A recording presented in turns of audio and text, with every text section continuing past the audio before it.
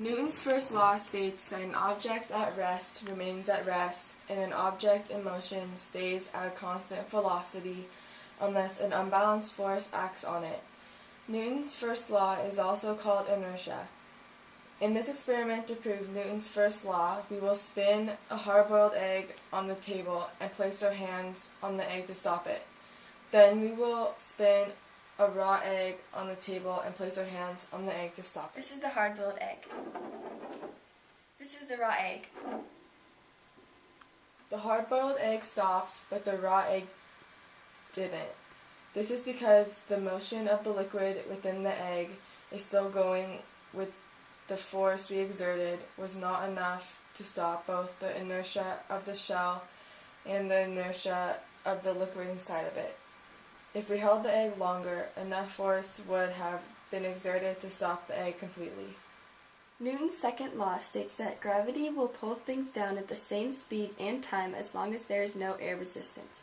The equation form of this law is force equals mass times acceleration. In this experiment to prove Newton's second law, we will drop a telephone book and a piece of paper at the same time from the same height and see what happens. Then we will place the paper on top of the telephone book and drop them at the same time.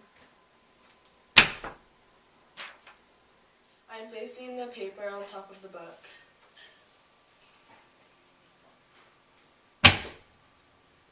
The first time the paper and the telephone book dropped at different speeds and times. This is because the mass of the telephone book was heavier than the piece of paper and there was more air resistance on the single sheet of paper than the book. The second time the book and the piece of paper fell at the same time because when the paper is on top of the book there is equal air resistance on both the book and the paper. Newton's third law states that for every action there is an equal and opposite reaction.